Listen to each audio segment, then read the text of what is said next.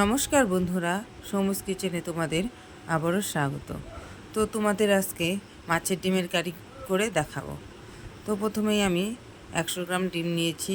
এখানে পরিমাণ মতন লবণ, পরিমাণ মতন হলুদ, 1 চামচ পেঁয়াজ বাটা, 1 চামচ জিরে লঙ্কা বাটা দিয়ে এই ডিমটাকে ভালো করে ভেঙে নিতে হবে। ঠিক এভাবে ভেঙে মিশিয়ে নিতে হবে।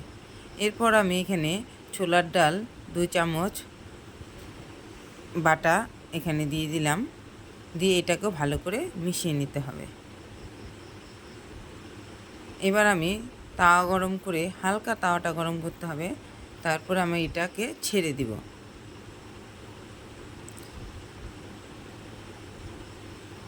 এখন আমি ছড়িয়ে দিব, যেন খুব মোটা না হয়, যেন পাতলাও না হয়, ঠিক এই রকমভাবে ছড়িয়ে দিতে হবে।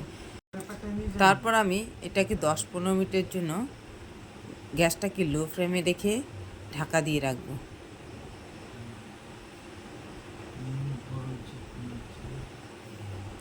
এরপর আমি ঢাকনা খুলে দেখলাম ঠিক এরকম হয়েছে। এরপর আমি এটাকে উল্টে দিলাম।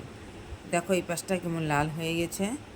তো ওই পাশটাও এরকম লাল করতে হবে, এর জন্য আবারও আমি 10 মিনিটের জন্য ঢাকা দিয়ে দিলাম। এরপর আবার ঢাকনা খুলে দেখতে হবে ওই পাশটাও ঠিক এইরকম লাল হয়েছে কি না। তাহলে যদি লাল হয় তাহলে হয়ে যাবে। তো এখন আমাদের এই ডিমটা রেডি হয়ে গেছে, কারণ আমি ঠান্ডা করতে দিলাম। ঠান্ডা হয়ে গেছে। এবার আমি চাকু দিয়ে এটাকে পিস পিস করে নেব। যার যেরকম পিস করার ইচ্ছে সে সেরকম পিস করবে।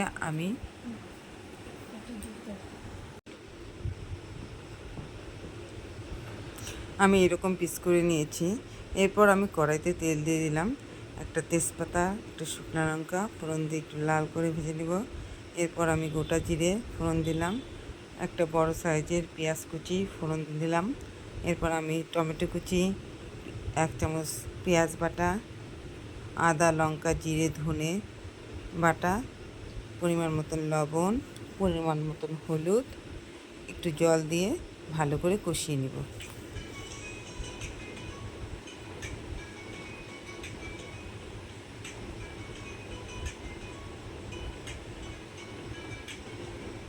এরপর এদিকে আমি একটা বড় সাইজের আলু ভেজে নিচ্ছি।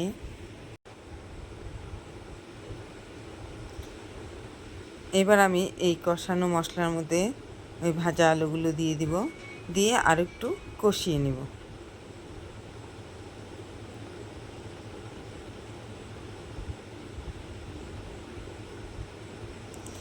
আমার কষানো হয়ে গেছে। এখানে আমি ফুটানো গরম জল দিয়ে দিব।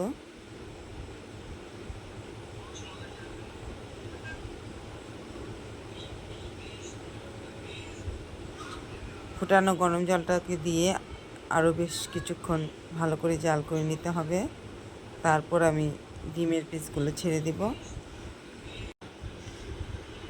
এরপর কিছুক্ষণ আর একটু জাল করে নিতে হবে। তারপর গরম মশলা ছড়িয়ে দিয়ে নামিয়ে ফেললেই হয়ে যাবে আমার ডিমের কারি। এই রেসিপিটা তোমাদের পছন্দ হলে চ্যানেলটিকে সাবস্ক্রাইব করো, লাইক করো, কমেন্ট করো, শেয়ার করো। তো আজকের মতন বন্ধুরা এই পর্যন্তই। Tata, bye bye.